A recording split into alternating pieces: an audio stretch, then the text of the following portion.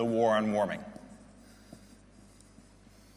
If we do things like we used to, we're not going to turn the ship in time. We will pass, and we won't see it for decades, but we will pass the point of no return because it takes so long to change the infrastructure and to impact the climate. So we need to change how the culture changes. We need not a campaign where we have a few determined activists who are trying to ask the great masses, change your behavior. This is the old way. What we need is an entirely new paradigm. We need the exponential, where you tell 10 people, 3, 4, 5, 6, 7, 8, 9, 10. And the message you tell them is not change your lifestyle. The message you tell them is pass it on. So that all of the energy goes not into changing lifestyle, but passing it on. So that we get a wholesale change in culture, so that our politicians can't turn around without having a clump of constituents in front of them saying, what are we going to do about climate change? That's the only way we can get policy changes large enough to take action fast enough to forestall catastrophe. So each of these tells 10, and each of these tells 10, and each of these tells 10, and each of those tells 10, and in just 5 steps, that's over 100,000 people who have been reached because of you. That's power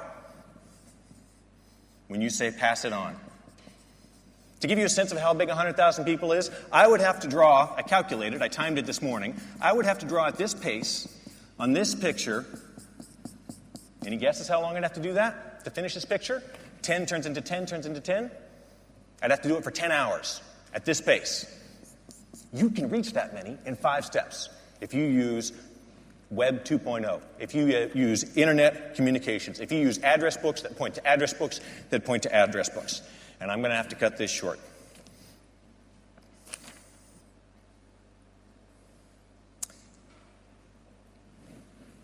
For the good of the whole, you've gotten the gist. I have so many things to tell you.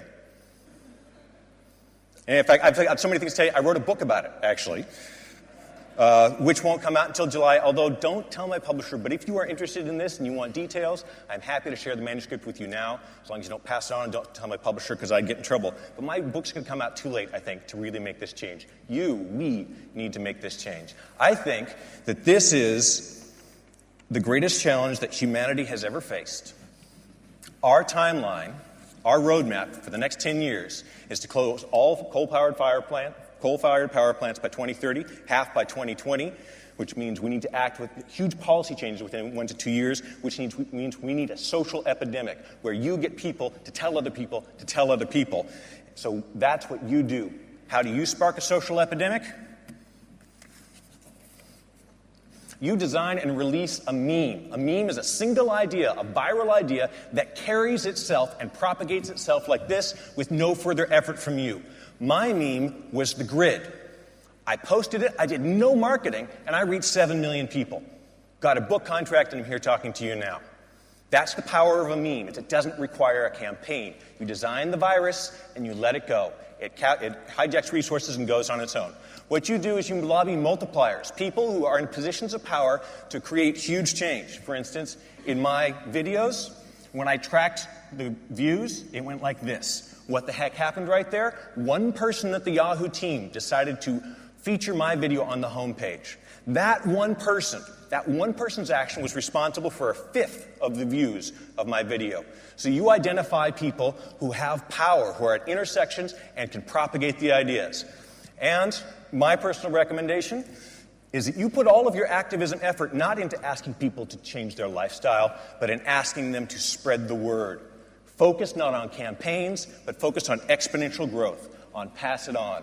Because in my view, and I hope I'm wrong, we are in a time that can only be met by a fundamental, exponential change in our culture in the next 1 to 2 years. I think we can do it. I think we can meet climate change. I fear we will choose not to. Whether we do or not depends in part on what we in this room, each of you and me, choose to do tomorrow. We each have greatness within us. Innovative, giving, determined. I think our backs are against the wall, and it's time for the best in us to come out. Thank you very much for your time.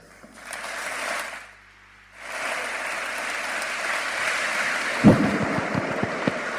just going to tell him I'm available for questions. Okay.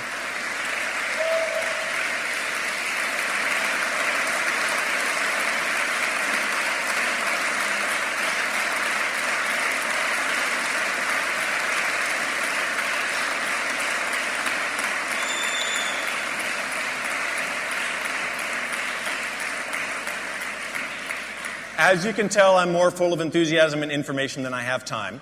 So not only did I cut off half of my talk, we have no time for questions.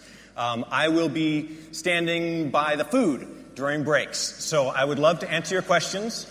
Please come talk to me. I also would like your criticisms. I saw some people shaking their head. Please come talk to me. Tell me what holes you see, what overreactions you see, so that I can improve my understanding and my effectiveness, because this is the most important thing in the world to me, is to preserve my daughter's security, and I can only do that by having no ego and being pragmatic. So please come talk to me. Thank you. Thank you very much. Thank you, Greg.